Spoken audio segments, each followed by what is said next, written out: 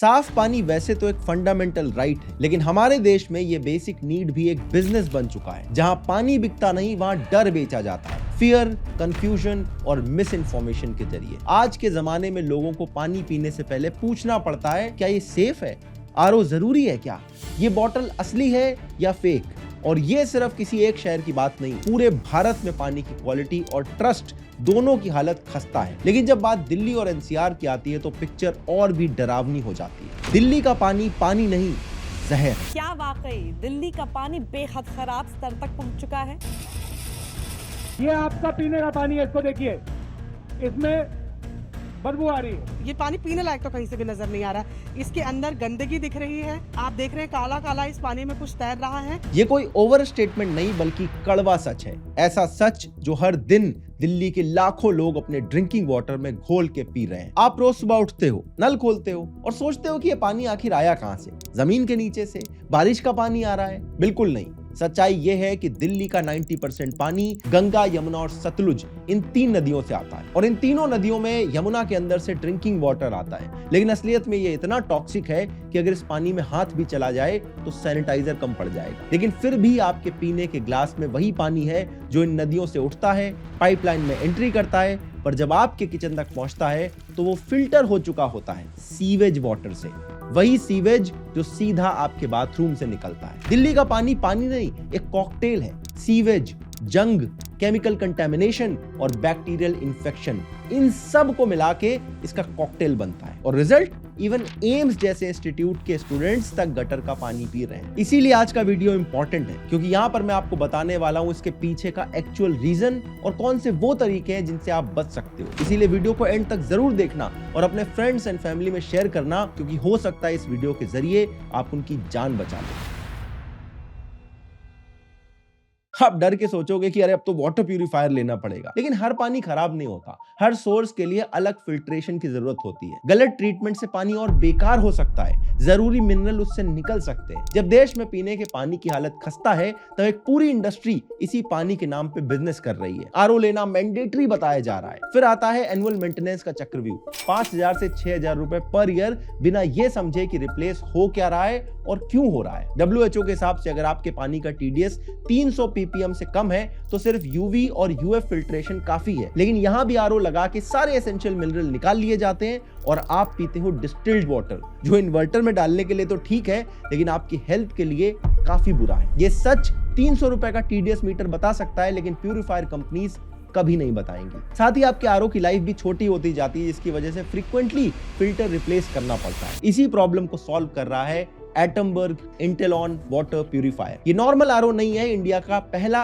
Adaptive purifier है जो पानी के TDS को रियल टाइम एनालाइज करता है और डिसाइड करता है कि आरओ चाहिए या नहीं चाहिए। जब जरूरत हो तब आरओ, बाकी टाइम UV प्लस UF। इससे आपके पानी में एसेंशियल मिनरल रिटेन होते हैं और आपके आरओ की लाइफ लंबी होती है। और ये सब आप ऐप से कंट्रोल कर सकते हो। टेस्ट ट्यून फीचर से आप अपने पानी का TDS मैनुअली सेट कर सकते हो। इसका वेके मोड भी गेम चेंजर है। जब आप सफर पर हो, प्यूरिफायर सेल्फ क्लीन करता रहता है सो दैट फिल्टर्स में बैक्टीरिया जमा ना हो। End result, best hygiene plus longer filter life. Atomberg smart app से आपको real time usage stats, filter health और प्यूरिफिकेशन मोड का फुल कंट्रोल मिलता है। No guesswork and no unnecessary service calls. 2 साल की नो क्वेश्चंस आस्क्ड वारंटी मिलती है बिना AMC के। बाद में भी कोई फोर्स प्लान नहीं है, कब रिप्लेस करना है, क्या रिप्लेस करना है, आपको पूरी ट्रांसपेरेंसी मिलेगी। और हाँ, 50% तक वाटर रिकवरी भी मिलती है, मतलब हर साल 10,000 लीटर का कंजर्वेशन।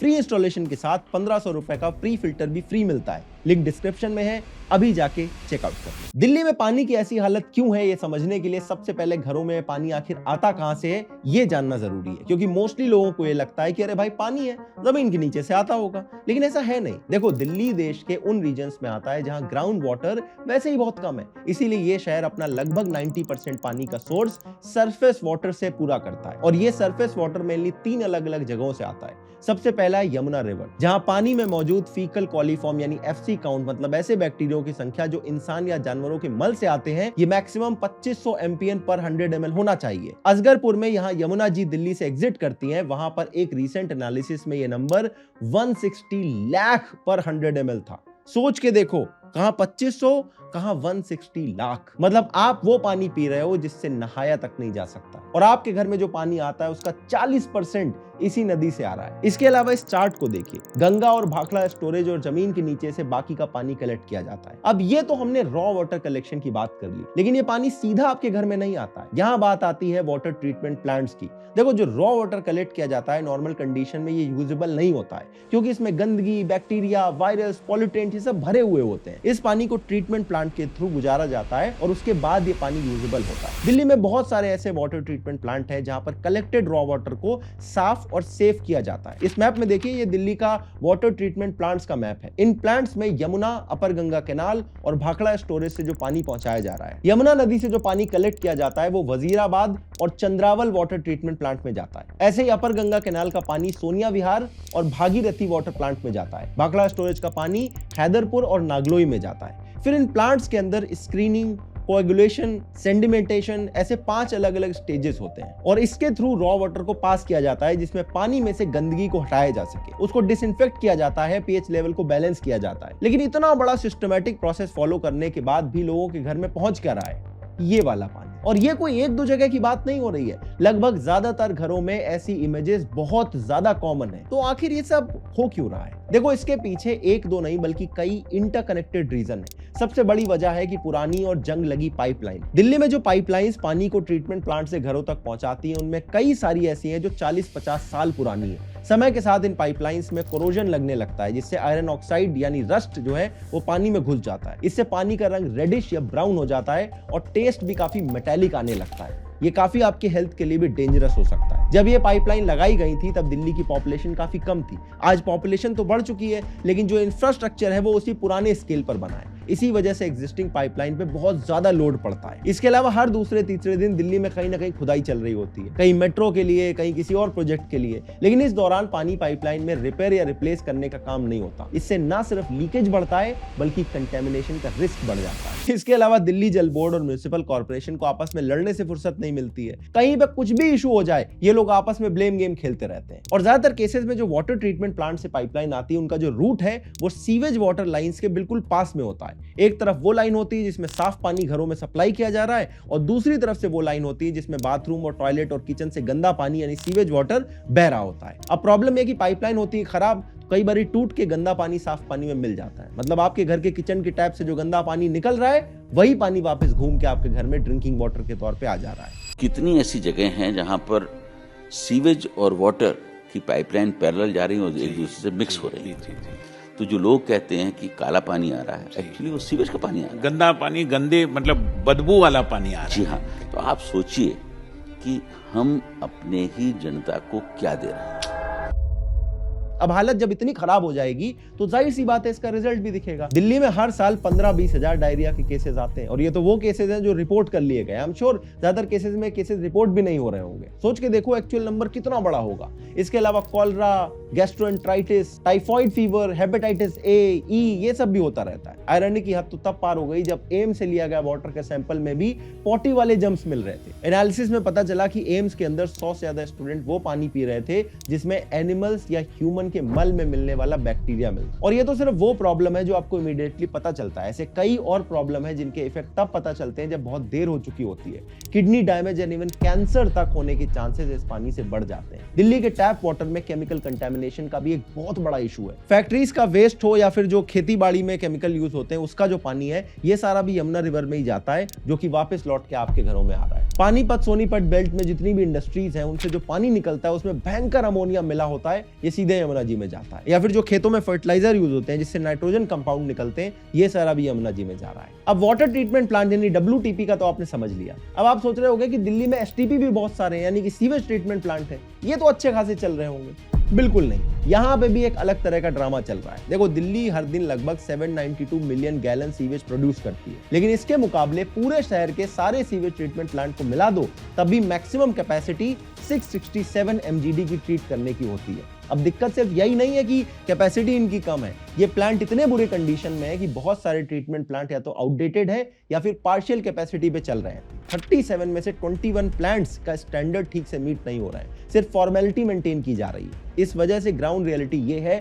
कि सिर्फ 565 MGD वाटर की कैपेसिटी ट्रीट हो पाती है, और जो बचा हुआ 227 मिलियन गैलन पानी है वो बिना ट्रीट हुए सीधे यमुना रिवर में छोड़ दिया जाता है। अब इसमें एक और ट्विस्ट है, जितना सीवेज ट्रीट किया जा रहा है उसमें से भी सिर्फ 237 मिलियन गैलन ही प्रिस्क्राइब्ड स्टैंडर्ड को मैच करता है। मतलब एक तरह से देखो तो दिन में करीब 555 मिलियन गैलन सीवेज नदी में वापस फेंक दिया जा रहा है। दिल्ली के एक्स सीएम से ही आप खुद सुन लीजिए। तो दिल्ली के अंदर जो एग्जिस्टिंग सीवेज ट्रीटमेंट प्लांट्स हैं उनकी कैपेसिटी बढ़ाई जा रही है।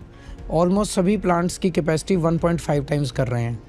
नए सीवेज ट्रीटमेंट प्लांट्स लगा रहे हैं तो इनमें एग्जिस्टिंग की कैपेसिटी बढ़ा देंगे और नए सीवेज ट्रीटमेंट प्लांट्स लगा देंगे तो दिल्ली का सारा सीवर जो है वो इन सीवेज ट्रीटमेंट प्लांट्स में जाना चालू हो जाएगा। जबकि रियलिटी में इसमें से कुछ भी हुआ नहीं है। इसके अलावा आपने नोटिस किया होगा कि घर के टैप्स के आसपास सफेद सफेद या चौकी जैसी लेयर जम जाती है। ये हार्ड वाटर की वजह से होता है। हार्ड वाटर का मतलब ऐसा पानी जिसमें कैल्शियम और मैग्नीशियम जैसे मिनरल बहुत हाई क्वांटिटी में आते हैं। ये सिर्फ टैप्स को नहीं बल्कि आपके बालों की क्वालिटी को भी डैमेज कर देता है। स्कैल्प पे मिनरल बिल्ड होने लगता है और हेयर फॉलिकल्स को क्लॉग कर देता है। इससे बालों की ग्रोथ स्लो हो जाती है और या फिर ये रुक जाती है। ऊपर से मिनरल्स बालों को ब्रिटल बना देते हैं जिससे बाल आसानी से टूटने लग जाते हैं। अब तक आई एम प्रीटी श्योर आप में से काफी सारे लोग अपने घर के पानी को लेकर सीरियस सोच में पड़ गए होंगे और ये सही बात भी है। ये ऐसी प्रॉब्लम है जो धीरे धीरे आपके पूरे फैमिली की हेल्थ को अफेक्ट करती रहेगी। और सबसे बड़ी बात, जिन लोगों को इस प्रॉब्लम का सोल्यूशन निकालना चाहिए जैसे दिल्ली का जल बोर्ड या फिर गवर्नमेंट अथॉरिटीज, उनके सोल्यूशन भी कभी ना कभी प्रॉब्लम से ज्यादा खतरनाक लगते हैं। इस क्लिप को देखिए। यमुना में पॉल्यूशन जब हद से ज्यादा बढ़ गया, चारों तरफ फोम ही फोम भर गया था, इंटरनेशनली बेइज्जती होने लगी, तो दिल्ली जल बोर्ड की एक टीम जाकर केमिकल के ऊपर केमिकल छिड़कने लगी ताकि एटलीस्ट ये फोम लोगों को दिखना बंद हो जाए। ऐसे में सवाल ये आता है कि हम अपने में ऐसे कौन से स्टेप ले सकते हैं जिससे इस तरह की प्रॉब्लम को हम कुछ हद तक डील कर पाए। एक सीधा और बड़ा ऑब्वियस ऑप्शन बनता है कि पानी को खरीद के पी लिया जाए, लेकिन जैसे आप लोगों को पता है बिस्लेरी लेने जाओगे तो बिलेसरी, बिस्रोली, बेलसेरी, बेलसिरी ये सब कुछ मिल जाता है। यानी कि यहाँ भी बहुत ज्यादा प्रॉब्लम है। रास्ते में ड्रेन में पड़े हुए पानी की बोतल उठा के उसी में से लोग कहीं ना कहीं पानी निकाल के भर के बेच देते हैं। कोई रूल नहीं है, कोई रेगुलेशन नहीं है, पूरे धड़ल्ले से फेमस ब्रांड के नाम पे फेक वाटर बॉटल बेची जा रही है। ये पानी पीना तो ऐसा है कि सीधे सीधे आप जाके जहर पी लो। फिर मोहल्ले में या किसी सोसाइटी में वाटर टैंक मंगवा लिए जाते हैं। ऐसे नजारे आपने देखे होंगे। फिर कुछ जगह टैंकर माफिया का बहुत इशू आता है और टैंकर के आने से भी कोई फिक्स टाइम टेबल तो होता नहीं है। ऊपर से टैंकर का पानी कितना साफ है, कहां से आ रहा है, ये भी एक बड़ा इशू है। ऐसे में अगर कोई स्टेप ना लिया जाए तो एक तरह से आप अपनी और अपनी फैमिली की हेल्थ के साथ एक लॉटरी खेल रहे हो